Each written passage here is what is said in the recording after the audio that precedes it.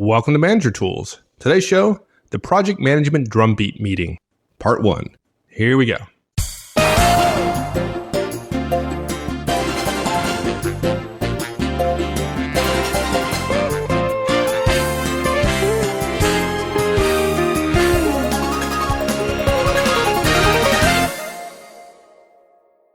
Well, we've talked about project management many times before, and the fact that they are generally governed by Horstman's Law of Project Management. Who does what by when? Yeah, it sounds terribly complicated and technical, doesn't it? It does. It does. Look at, dude, you're not going to make millions of dollars by having a law of project management that says who does what by when. That's not. I know, it's terrible. I feel bad that we have to be so honest and straightforward about it. Yeah. Yeah, it's pretty much true, right? Whether it's a 5-year project or a 3-week project or a $300 million project or a $10,000 project, it all boils down to a string of tasks and deadlines done by humans.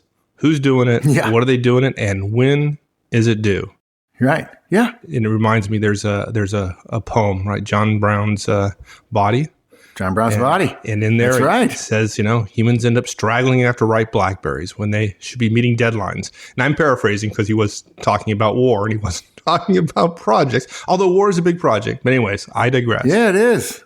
That's what projects are, right? You have an end state, you have a bunch of tasks, and people get lost and start straggling after ripe blackberries. Yeah. And you need a way of bringing them back to it. Right. And a lot of project managers see people getting lost and don't realize it's their obligation to bring people back to it, to engage in behaviors that may not be popular. I mean, how many times have we had somebody say, I tried to run a meeting, but everybody said they didn't want it. Well, why do you care whether they want it or not? You're responsible for the project. What we know is you can't really get it done without having a project meeting. You really can't. So one thing all of us can do is to run a Drumbeat meeting. It comes actually from the sponsorship world, the senior executive sponsorship world, who have said to me before, I beat the drum every week, Mark.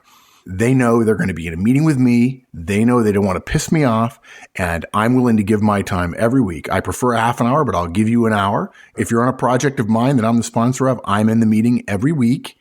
I'm not so busy because what I've discovered is projects don't get done unless they have oversight and attention because, well, I don't know. He gave me a long because, but the fact is, who cares what it's because? The fact is, it doesn't get done. And he says, I'm going to beat the drum every week. I'm going to beat the drum and you're going to be in front of me and you're going to be talking about what you did and what you didn't do. And I am no smarter than knowing that the role I have, the sponsorship role, the power I have, the weekly meeting, setting a regular drum beat, and them having to come in front of me and talk about what they're doing will absolutely cause behavior to get my tasks done. And if none of the other executives want to do it, that's fine. They say they're too busy. That's fine. I understand that. I respect that. Nope. I'm going to beat the drum every week, no matter what. And he says, all my projects get done. Right. Exactly. And just make sure people get the analogy. Now, my son did crew for a year. I can't remember what's the name of the Coxswain. The small, there you go, right? Right? He's calling out a steady beat, right? And initially for me, it seemed like a pretty stupid thing, right? He's not doing any work. He's just yelling out. Like, get on the oars, guy. Get on the oars and tell me you're part of the team. But the fact is, if he's not there to be effective in crew, you have to be in time with each other, right? Otherwise, one guy rowing the oars is working counter to the other guy. It's a very important job. And that's what we're talking about here is keeping the project in sync. It's that regular rhythm that causes projects to move forward. Yeah, exactly. So 3 recommendations here today in this cast. Number 1, you've got to run weekly status meetings. You've got to have a meeting.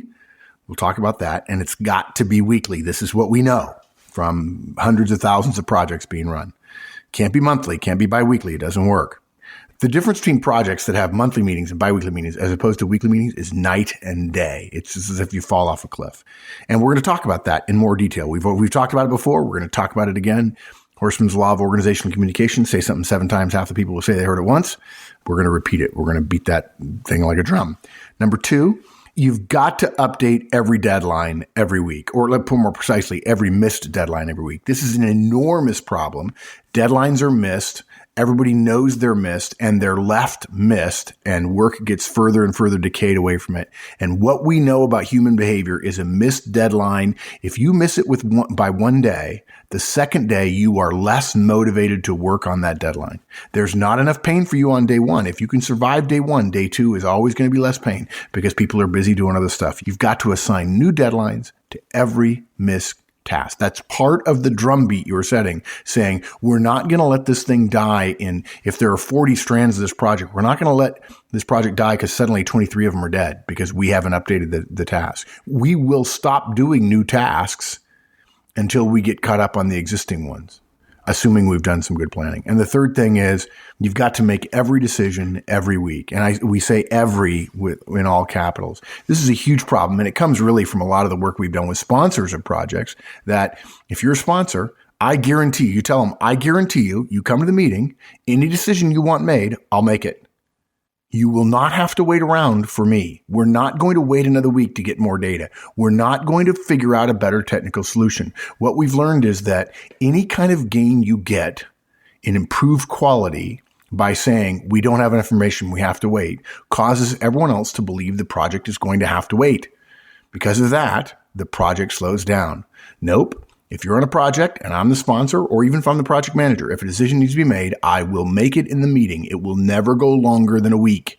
If you had a problem yesterday and we're in the status meeting today, you're going to get an answer today about what to do, and you're going to have new deadlines for everything.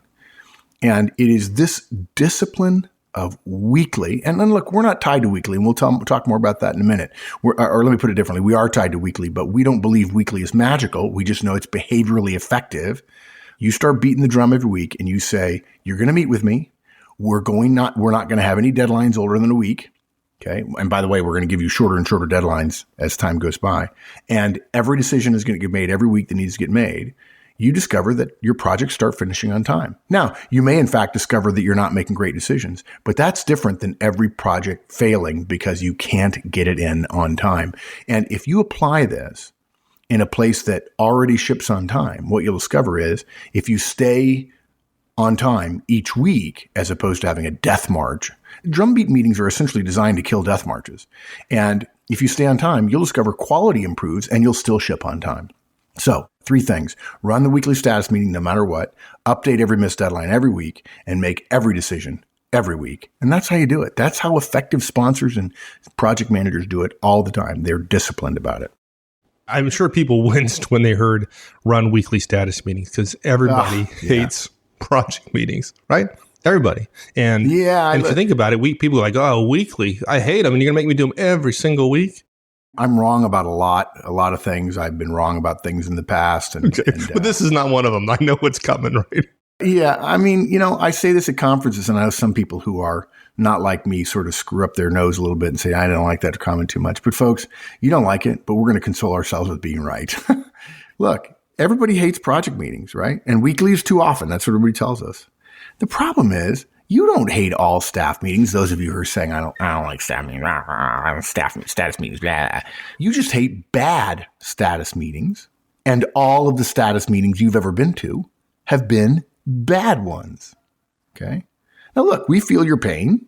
We've been there. We've seen it. Drives us crazy. And for guys like Mike and I, we sit there as a member of a project team watching somebody screw up weeks of work because they canceled last week and the week before was too hard because something else was going on. And I just want to jump out of my chair and say, please get out of the way. Let me do it. I'll do it. Let me do it. But of course you can't. The fact is, there are plenty of places in the world where folks don't mind status meetings. They don't. They go to them happily. No problem. And since they don't mind them, they don't mind having them every week. Why? Because they go to good, effective status meetings, which is where the drumbeat meeting protocols are followed. Simple as that. When done effectively, weekly status meetings make things happen and move the project forward. And any potential negatives associated with it are overcome by the fact that the project is quickly seen as something that stays on track. Maybe there's a loose end here or there, but nothing longer than a week or two. And there's no project decay, which often kills projects that are 2 or 3 months long. When people look around and say, wow, 40% of this stuff isn't done, there's no way we're going to get this all done. If we're 3 months into it and we're 40% not done, that means if it's a 6-month project, we're really only about 10% of the way through it. And now this thing's never going to get done and I'm going to be associated with it. And so everybody starts bailing and the project manager gets frustrated. But then frankly, somebody else comes up with something new and everybody knows that they got away with it. Well, I tell you why people hate project meetings. First of all, people love to be part of a project that is successful, right? The feeling at the end of a successful project is just like being on top of the world. It's just a phenomenal feeling. And hopefully most of our listeners have had that experience before. It's just, you just want to have it over and over and over again. Conversely, folks hate being a part of a failed project. It's just like walking through hell. It's awful. It's awful.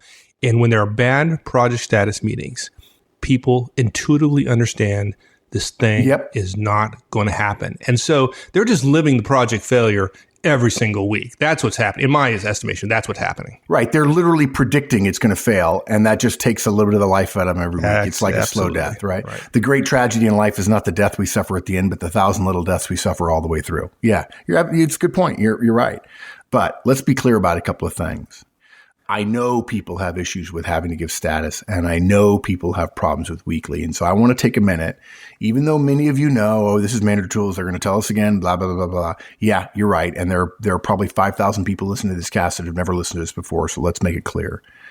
The weekly interval that we recommend is not magical. There's not some science we have behind it. It's a human behavioral interview. It's based on how work gets done in the modern world in organizational life that we know of, we've lived, we've seen tens of thousands of other people live as well. We know, and folks, you know too, that you tend to think about your work in 3 to 5 and maybe even as far out as 7-day increments. Obviously we want executives thinking 6 months in a year and even better 5 and 10 years out. Hopefully you do know that some people at the top of your organization are thinking about it. And if you can't be certain that that's true, be worried. One or the other. Look, you tend to have the work you're planning on doing or that you're required to do over the next 3 to 5 to 7 days in your short-term memory. They're all in the hopper and you're trying to get all this stuff done to meet all your deadlines. Okay. Now, David Allen, who wrote Getting Things Done, probably wishes you wouldn't just, do a little pensive thing like they do in Harry Potter and get it all out of your head and then just focus on the one thing at a time. And some of us do better at that than others. And, sometimes I got 20 things in my head and there are days when I think I got to get back to getting things done because I got too many things in my head, separate from the fact that you can only get one thing done at a time. The proof of that, about the 3 to 5 to 7 day short-term memory thing, is that most of us know what we're doing today. We might even know a couple of days in the future, but almost no one who's listening to me right now knows in detail what their schedule is like 10 days from now. It's just too far out in the future. It's outside of your short-term memory.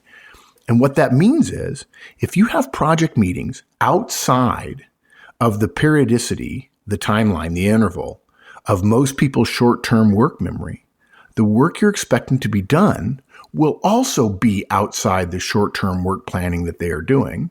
And that means usually it won't get done. They'll be having it on the back burner thinking, I'll get to that before the next meeting. Look, we can prove this. I'm sure I've said this story 100 times, but everybody knows it's true. We ask people how they and other people they know handle their work for any project, any commission, any team, any work group, which only meets once a month. Steering committees are the classic example. And folks, we know who you are and we know what you do. You go to the monthly meeting and you talk and you discuss and you brainstorm and you plan and you avoid deliverables until you can no longer avoid them. And then you leave the meeting with your deliverables and you set aside those deliverables you have because you probably have until next month to do them anyway. And even if they're sooner, you won't be in trouble until the next monthly steering group meeting anyway. Yeah. That's what happens. Monthly meetings. The meeting is important. There's a spike of interest right before the meeting, and then there's a denouement after the meeting, and then nothing happens for the next 3 weeks because you have other things in your 3 to 5, 7, 10 day, if it's 10 day hopper of work. And that monthly thing, sorry, not in the picture. Not at all. Right. And that's not how projects get done successfully, right? Projects get done successfully when folks are focused, when they're brought back to the task at hand every day. I mean, every week is Okay, we were not going to have project meetings every day, but at least once a week, folks come back and say, okay, I got a project status meeting tomorrow where I'm going to be held accountable for my deliverables. Where am I? There you go. Right? Yeah, that's right. And you just said it. You'd like to think everything's all analytical and digital and non-personal, impersonal. It's just data. It's just facts. It's just status. But you just said it. I'm going to be held accountable. And we'll talk more about project tracking websites here in a little bit, which, by the way, do a really bad job of holding people accountable. We wish our lives were just full of doing tasks that were associated with projects, right? Even at Manager Tools, we have a bunch of projects. Well, guess what? Yesterday, we had the Manager Tools iPhone application has a problem, iOS 5. It shouldn't, right? But it does. And I'm not doing the development work, but I'm supervising it and I'm testing it. And so I got stuck all day yesterday focused on that. It was not on my schedule. It's not something I planned to do, right? Right. Yet we had a project status call, right? And wait, so you're saying things break when you don't intend them to? Yeah, well, my stuff breaks all the time. I don't intend it to. I think there's a different issue there. My bubble is burst. My bubble is burst. I just see you as the sine qua non of perfection, and I just can't imagine that you're not fully scheduled and totally on task. I tried. Hey, look, all the emails that come in that talk about the broken website, I redirect them. You don't see them. There's a rule. It's the same thing for me. I'm so, everybody thinks of me as so busy, but I still make time for lunch periodically with my friends, and I have to drive 45 minutes to have lunch with my friends. I just had lunch with a friend of mine today, and at the end of the call, this person brought up that they were seriously concerned about work and their future. And that took another extra half an hour, which I didn't have today. And what am I going to do? Am I not going to take it? I'm sorry, I got to go. No, I'm going to sit there and I'm going to do it. Exactly. And you're going to have a project status call, and it's going to remind you of the stuff you didn't get done during the time. And you'll work harder and get it done. And if I were scheduled this afternoon to have worked on a project status item, and there was no staff meeting, no status meeting this week on that project, and I got interrupted by this thing my friend needed, he needed some help in terms of me reaching out to some people, and I was happy to do it for him. And it took me half an hour. The half an hour I would have spent on this particular project task item. If there was no project status meeting tomorrow, I wouldn't have done it. I would have just said, okay, I'll just reschedule that. But if it's tomorrow, I'm going to do it. Or I'm going to make an effort. I'm able to report on the status, how far I'm along on that particular task, because I'm going to be held accountable, as you said earlier. There you go. There you go. Look, we need to meet weekly. And folks, you know us at Manager Tools. We rarely use the word need here at Manager Tools. We need to meet weekly in order to assure the work that we are expecting to get done actually does get done. If you meet less than that, we run the risk of having the project's work be put on the back burner. We don't meet more often than that. By the way, we've tried it. Human behavior-wise, we won't get any benefit in most cases. People won't shorten their short-term work memory only for this project work. And there are exceptions. The last-minute push sometimes need to happen. But, of course, if you do good Drumbeat meetings, you don't really have the last-minute push nearly as often. So weekly is the standard. Don't think that you need to be clever about weekly. Just accept weekly, folks. Now, there are certainly some cases where more, last-minute things or short-term projects. Okay, more. But generally speaking, if you're a manager, if you're a director, the appropriate periodicity, the appropriate interval is weekly. Okay. Now let's switch gears. Let's talk about reporting. Okay. That's what project status meetings are, right? That's what a Drumbeat meeting is. A project status meeting, a weekly project status meeting, is about reporting on the status of the work. Is the work done or not? And what are we going to do about the work that's done and about the work that's undone? Look, years ago, frankly, we got a little cynical. We got tired of hearing people say to us, you can't possibly ask me to take time to report on our work. We actually need time to do the work. I said that a long time ago too. I know. A long time ago. I know. It's just always so. Look, when I was 30, I thought I had to engage with those people and find out what the heck they were talking about. And now I'm 50 and I know, no, really, that's a total red herring. Look, it's a lovely defense that people put up. And frankly, many more times it's technical versus non-technical people. And it's really not so much a defense as it is a dodge, in our opinion. Most people we know who say this, A, have never been in an effective meeting. And so they're essentially bailing on the idea of a meeting, whatever the period of the meeting is. And or B, they don't like having to be seen to be missing a deadline, which I really am glad to know. I know that's true for almost everyone. There's a difference between missing a deadline and being seen as missing a deadline, and I intend to use that to my advantage. I expect you, if you miss a deadline, to be seen to have missed the deadline. Now, you may think that makes me Machiavelli. I disagree. I think I'm responsible for something. You didn't do what you professionally said you would. I'm going to hold you up to that. I'm not going to embarrass you. I'm just going to be matter of fact. Okay, we missed. We're red. What are we going to do about it? And or C, third point. Frankly, a lot of folks prefer individual work to meetings and communicating with others in general. And so they say, I don't want to do that. Well, sorry. We have a lot of data, a lot of weight on our side of the argument.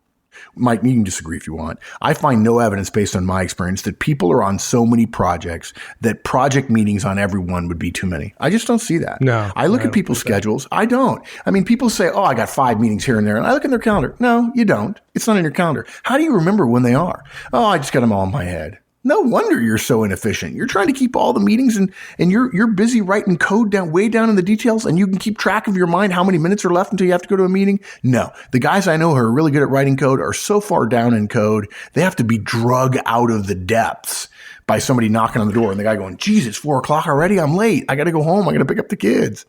That's somebody who's really doing work, and I'm okay with that. And look, further, we find very little evidence that the problem with having time to get work done is driven by too many meetings or other organizational work in general. Far more damaging to the whole productive time thing is the individual person's inefficiency and lack of effective planning and lack of effective task and people management. Yeah, I said that. I know. Look, I'm not saying people stink at their jobs. I'm just saying I'm doing the best I can and I don't have any time for more meetings essentially implies that you can work all by yourself and you don't work within a context that other people need to know what you're doing and that you can't manage individual work and organizational responsibilities as well. There's no way you can call yourself an adult in the modern world with our gadgets and most people's knowledge of time management and so on, and the efforts organizations make to free you up. And then, of course, we interrupt ourselves with Twitter and IM and text and Facebook and blah, blah, blah, blah, blah, blah, blah, blah, blah. Yeah. But look, this isn't even the real issue, Mike. I mean, that's not really the real issue. The real issue here, and the thing that people don't want to talk about, that I consider perhaps one of the 5 or 10 most important things I'll ever contribute to the world of work and management. And please, somebody show me that some 14th century Italian proved this as well. And then I can say, okay, it's not just horsemen. I'll beat the drum about it. No pun intended. But somebody else tell me that somebody else invented this. The real issue here is the reporting of work, not the work itself, but the reporting of the status of that work is inextricable from the work itself if you want to call yourself a professional. And in fact, it's not just inextricable, it's indeed part of the work, such that the absence of reporting on the work is the absence of work in a modern organization today. And I know people are like, no, reporting is different than work. Wrong. Reporting is separate from work only if you are an individual actor devoid of any context of an organization. Look, I've mentioned this before. I don't think I've ever mentioned this in the cast, but I have great fun at conferences and when I'm teaching technical managers how to manage projects and so on. I sit down with them. I'll say, hey, let me give you a thought experiment. And they're like, oh, yeah, you're right. And they always say, I feel bad about asking people whether or not they met their deadlines. What? They said they would. You should feel bad about being complicit with them, about ignoring the fact that they have missed the deadline. But anyway, here's a thought experience. A technician is asked to fix a fiber line into a large data center. There's something wrong with it. His boss says to him, dude, it's important. Drop what you're doing. Get over there. Diagnose it. Fix the fault. We're having problems with this particular fiber line. The tech is ticked off, right? But he does drop what he's doing. He goes over. He diagnoses the fault. He changes a repeater setting. And by the way, I probably shouldn't say this now. I should wait until later. But this is a true story. Okay. He changes the repeater setting. There's a new routing subroutine that had been implemented, and the repeater didn't take it, and problem solved. He shows connectivity, no attenuation, no problem. He's got to get back to work because he was actually a little bit behind on the project, and he gets right to it thinking he's doing a good thing. He delays his lunch by an hour, which, by the way, the company usually frowns upon, but he does it because the company didn't know that there was going to be a problem with the fiber line, and he's going to try to get this thing done before his lunch, and he's going to get the fiber line thing done too. Hey, it makes me look good. I got them both done before lunch, when in fact I was only going to be asked to do one of them before lunch. It takes him an hour to get it done, but he does it. And when it's done, he goes to lunch. So, okay. Before the story goes any further, I know we've probably already given it away, but is the fiber line problem solved? And the answer is, the boss sees him at lunch. Boss says, what the hell? Tech says, what? What? Boss asks, are you done or what? The tech says, oh yeah, I did that. And then I hurried back to that other thing that you interrupted me on. And I got both of them done before I broke for lunch. Pretty cool, huh, boss? And he wants to be patted on the back for it, right? Yeah, sure he does. And the boss screams at him that he's an idiot. Why? Why? Yeah. Because the boss didn't know that the work is done. The boss doesn't know the work. Yeah, exactly. The boss doesn't know the work is done. And then you go back to the earlier question, is the problem solved? And that is, it depends on how you define the problem. To tech, the work is done. And folks, just to be clear here, I called the boss a jerk, but just put yourself in the boss's position. The boss is responsible for the work. She's not doing it, or he's not doing it, right? But he's still responsible for it. And if he doesn't know it's done, it's perfectly reasonable for him to continue to worry about it and to act as if it's not done. Yeah. He has no choice in the matter.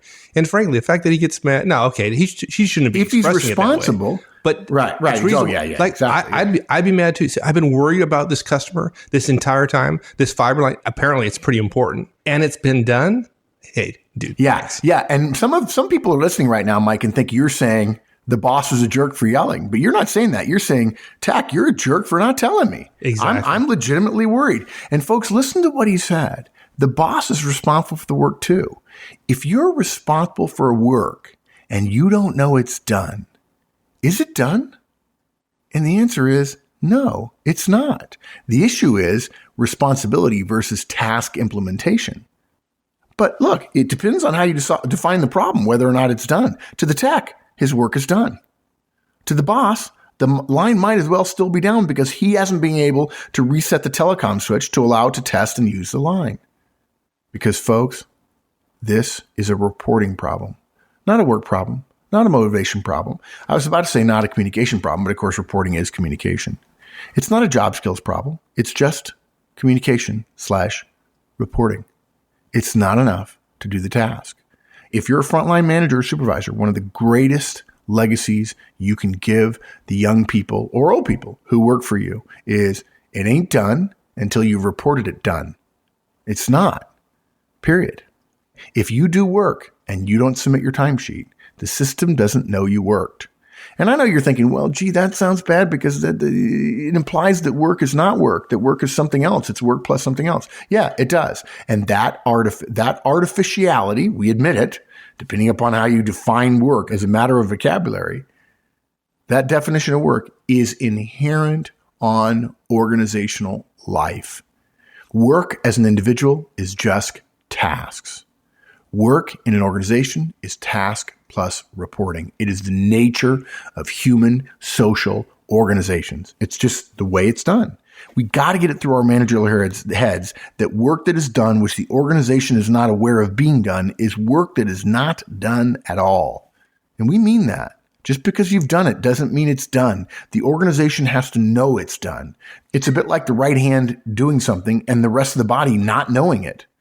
You join an organization and we give you credit for being an individual, but you still are part of the organization. And individuals doing things does not benefit the organization. It's only when the organization knows that it matters. It's true all the time. And it's particularly true on projects where some tasks are dependent on other tasks. So if there's a task that's done and somebody else has a dependency on it and she doesn't know it's done for 3 days, that's 3 days of lost productivity right there as she's waiting for it to be done. Yeah, exactly.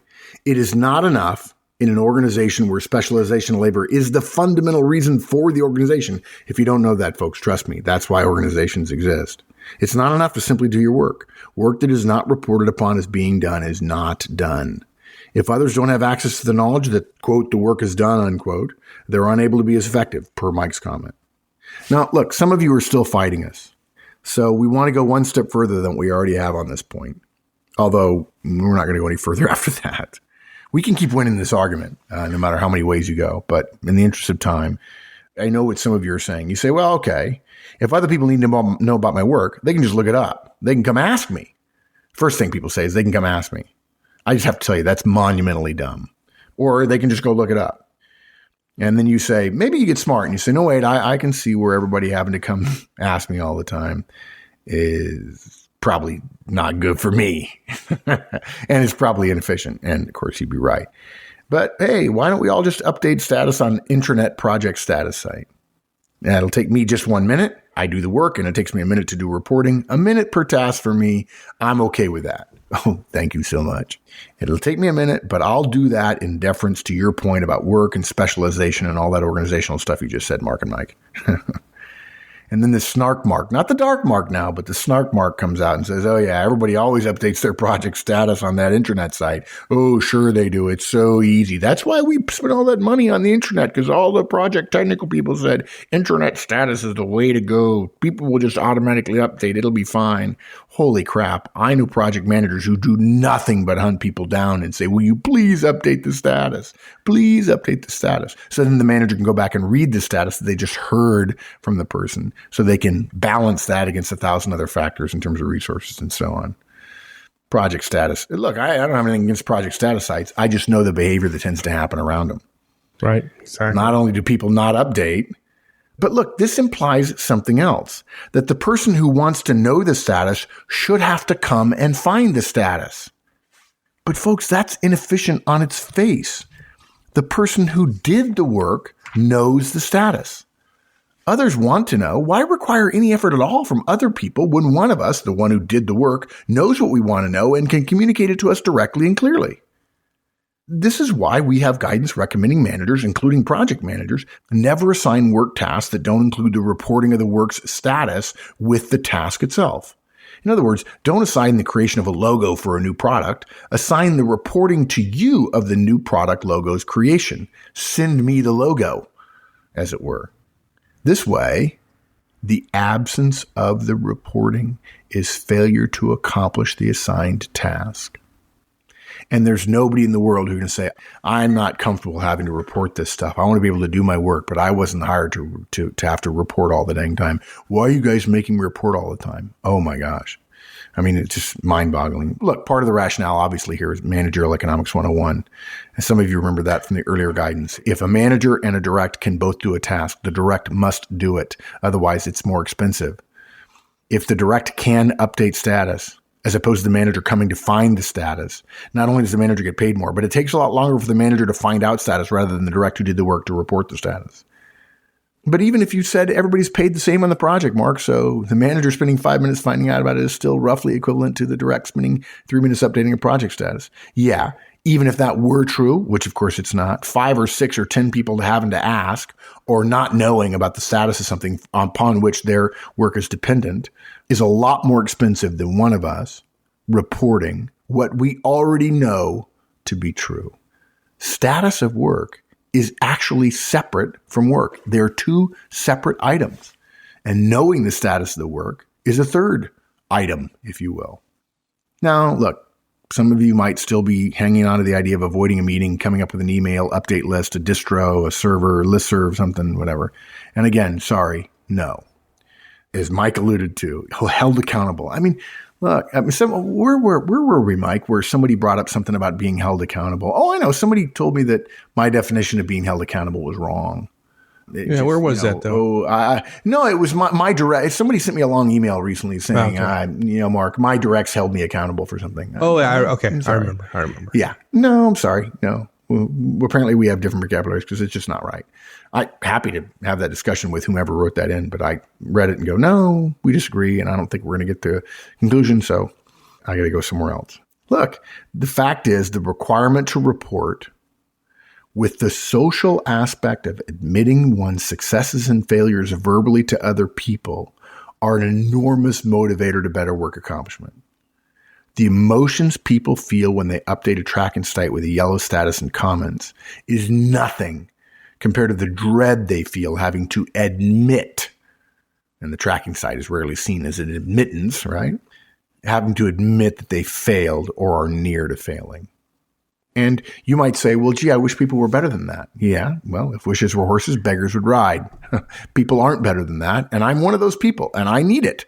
And I'm not embarrassed by my need. I've been doing this for 30 years now as a professional, and I can admit there are times when I go, we have a project status call tomorrow, and I'm not where I need to be. I need to rejigger my schedule. And I can put some of the stuff off that I was going to do today until tomorrow because I don't want to have to admit I haven't done 5 things. And frankly, I do that frequently, and I'm embarrassed that all the things I've been putting off for 2 weeks or a week only took 5 minutes each. Just like you, right? Remember we had somebody saying, I really need that stuff from Mike. I really need that stuff from Mike. He's got to fill out those forms. You got to fill out those forms. You opened it up, only to discover it was a signature. That was all. They had said forms. You had said, I don't have time for that. I don't have time for that. Forms. Oh my God. The idea of filling out forms is just, you might as well claw my eyes out with acid. And exactly. You open it up and it was one yellow tab by a signature line. Yeah. But to this person, you had had to fill out a 3 form. weeks. I delayed doing this for 3 weeks. All I had to do was sign it. Yeah. I feel like an idiot, but okay. And the person complained that it hadn't gotten done, and they kept sending email, please fill out the forms, please fill out the forms. Well, apparently Mike hadn't been motivated enough to do it. When he finally opened it, it was like, oops, shoot. So yeah, that's what I said. Folks. Shoot. Yeah. Yeah, that's right. Yes, exactly right. Folks, this is why you have weekly status meetings, and we mean it. The weekly status meeting is a drumbeat. If you are managing a project, if you're sponsoring a project, you insist on it, you have it, you do it every week, and people who don't do their work, it's going to be known, and you're going to give them new assignments. We'll talk about that in just a minute. You've got to manage things rather than letting them happen. I just read, Wendy just sent something. We have a brand new IBM CEO, first female CEO in the history of IBM, and Wendy sent me an article. And the subtitle of the article, IBM first female CEO, and the subtitle was, She's Tough. Folks, I'm going to tell you, your business as a project manager is not to be nice to everybody. There's nothing wrong with being nice. You can be a gracious and kind and generous person as a manager, as a professional, and you can be demanding too. You don't have to raise your voice. You don't have to show an edge. You don't have to threaten people. You don't have to lower one eye, raise one eyebrow and say, I'm going to get you in trouble. Obviously, if you're a direct manager, we want you to establish relationships, and we recommend you do that too with a project manager 03 as well. But even if you can't do that, you can say, I don't have to be a demanding, demeanored person. I can simply say, every week we're going to report on our status, and if you're behind, everybody's going to know you're behind. Somebody said, this sounds like social shaming. I said, no, it's really not. And nobody has to be shamed. It's a choice they make about whether or not they're going to get their work done. You start a drumbeat, and you hold the drumbeat steady. The project drumbeat meeting is about a discipline saying, I'm trying to think of the quote that somebody mentioned to me. Oh, I know. It's the old saying about the guy who says to the person buying a car, we're taking a loss on this one, sir, but by selling a lot, we'll be okay. High volume will be okay. Well, high volume and losses just means more losses, right? And yet people seem to think we're behind this week, but it'll be okay. Those of you who are baseball fans, I could tell you a story about, the baseball season is 8-game seasons long. It's 8-game seasons times 20. You have 20 seasons of 8 games each. And a winning baseball team, a team that goes to the playoffs, rather than going win-loss, win-loss, win-loss, win-loss in 8 games, this is the difference now, is win-loss, win-loss, win-loss, win-win. Okay? That's all. Rather than going 4-4, the effective team goes 5-3. And you multiply 5 and 3 by 20, and you end up at 160. And if you win 100 games, you're going to the playoffs in baseball. Okay? It's one win every 8 games. But you get down 20 games, I'm sorry. You have to have a heroic effort to get back. How do you get down by 20 games? 1 game at a time. And too many managers, too many professionals, too many project managers, too many technical people, too many sponsors say, it'll be okay. It'll be okay. And yet we've been saying steadily for years and years and years and years. I tell managers all the time, get the first few weeks under your belt and nail everything. Even if they have to be small tasks, get people on the right track, start getting some wins under your belt. But people don't want to do it. People think, I didn't lose any money, any weight this week or next week, but I'll lose 10 pounds next week. No, you'd have to lop off a foot to do that. It doesn't work that way. You win by having a steady, disciplined drumbeat week after week. It's not flashy. It's not sexy. It's not pretty. It just works. It's management. It just works. Yeah. Yeah, it just works. Yeah. If you want your projects to complete, let alone complete on time, on budget, on scope, you have to stay involved every week and send a message that work is going to be reviewed, examined, task status is going to be fodder for regular discussion. The people who get their tasks done on time are going to be rewarded. The people that aren't are going to be having to talk about it. They're going to punish people. Punishment doesn't work, but they're going to have to talk about it. And the fact that they know they're going to have to talk about it tomorrow will change their behavior today within that short-term time window. Now, look, that said, they still could be bad meetings, and we have to go further than just having them, and there's more to it than that, obviously. Thanks, everyone. That's it for part 1. We'll continue with the rest of this next week. In the meantime, have a great one. So long, folks.